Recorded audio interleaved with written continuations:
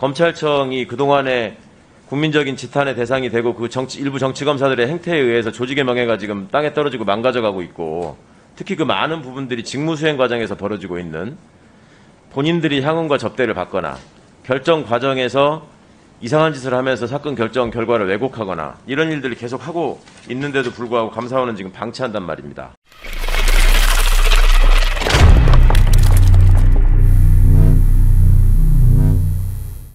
감사원장이나 검찰총장으로 재직하던 분들이 임기 중에 혹은 임기를 마치자마자 정치에 뛰어든다고 하면 이게 정치적 중립과 관련해서 좀 많은 문제가 있지 않겠습니까? 오해가 생기지 않겠습니까? 하는 취지로 여쭤봤는데 다양한 견해가 있을 수 있다, 이렇게 답변하신 거 기억하실 겁니다.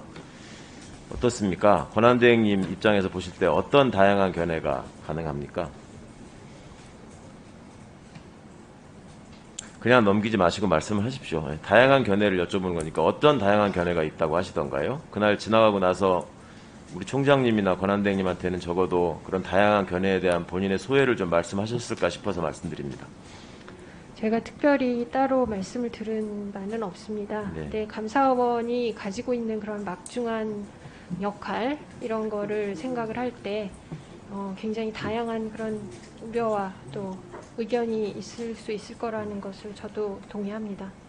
사무총장님은 감사원에서 지금 계속 공직생활을 하셨죠? 네, 그렇습니다. 그 감사원장과 감사위원분들께 임기를 보장한 이유가 무엇입니까? 네, 감사원의 그 업무상 독립성, 중립성 그 부분은 고려로 알고 있습니다. 예, 그 임기를 보장한 것이 취지가 훼손된다면 그 감사원의 미래를 위해서도 바람직하지 않다라는 점에 대해서 감사원 직원분들이 많이들 속상해하시고 안타까워한다는 점 잘 알고 있습니다. 총장님께서 직원분들의 사기나 어떤 직업적 자부심을 위해서 많은 좀 지휘 감독을 해주셨으면 좋겠습니다. 감사원이 크게 봐서 두 가지 업무를 회계 감사와 직무 감찰을 한다고 알고 있습니다. 그러면 실지 감사를 나가시면 회계 감사를 하는 부분과 직무 감찰을 하는 부분이 비중이 되게 어느 정도 됩니까? 감사에 따라서, 사안에 따라서 다른 것으로 알고 있습니다. 일반적으로 보면 어떻습니까? 가장 많은 경우는 총장님은 좀 더 자세히 아시지 않나요? 아무래도 회계 감사에 더 비중이 많지 않나요? 그 회계 감사 비중이 많기는 하지만 최근 들어서는 저희가 직무 감찰이라는 게 행정 사무 감찰이 주입니다. 그래서 네. 그 공직 사회의 업무가 주로 회계 예산이 수반되지만 또 본연의 행정 사무이기도 하기 때문에 두 부분이 다 복합되기 때문에 네. 저희가 이거를 뭐 꼭 비중으로 나누기는 지금 통계를 위해서 저희가 뭐 나누기는 하지만 사실은 실무적으로는 그게 나누기는 조금 어려움. 이제 한계가 항상 있는 문제가 되는 것이 좀 직무 감찰 부분인 것 같아요. 이제 말씀을 하시지만 감사원이 존재하는 이유가 내부의 직무 감찰, 그러니까 직무 감찰 기관이 다 있지 않습니까? 기관마다 감사원, 감사관실도 있고 감찰관실도 있고 한데 그게 이제 본질적인 한계가 있다 보니 우리가 헌법기관으로서의 감사원을 만든 거 아니겠습니까? 그래서 그 직무 감찰 대상 기관으로 이제 국가기관들이 돼 있는데 직무 감찰 규칙을 보니까 감사 제외 대상이 있어요. 그래서 이제 뭐 국정원 관련한 업무라거나 이게 소명이 된 경우, 그다음에 국가 기밀에 해당하는 경우 이런 것들 이렇게 나열을 하셨던데 저기에 보면은 저 준사법적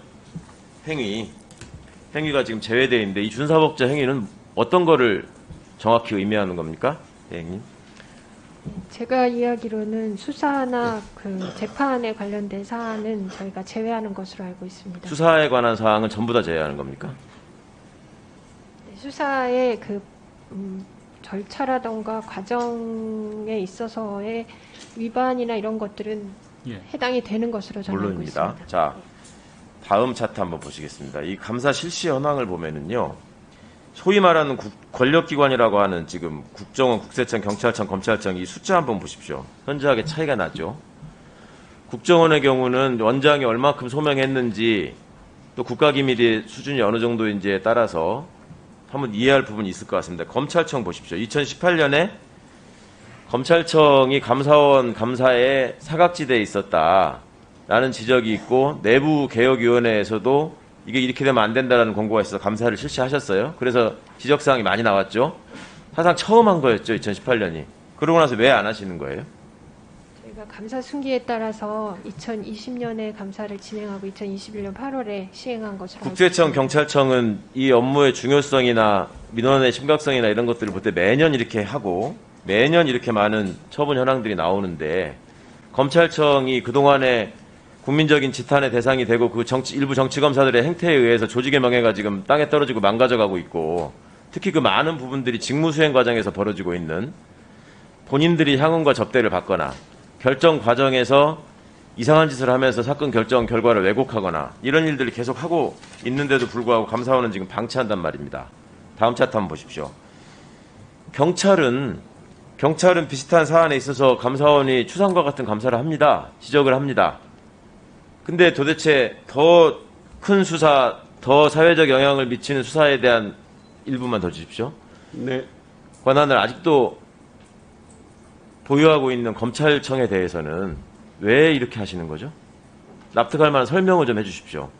검찰이 성역입니까?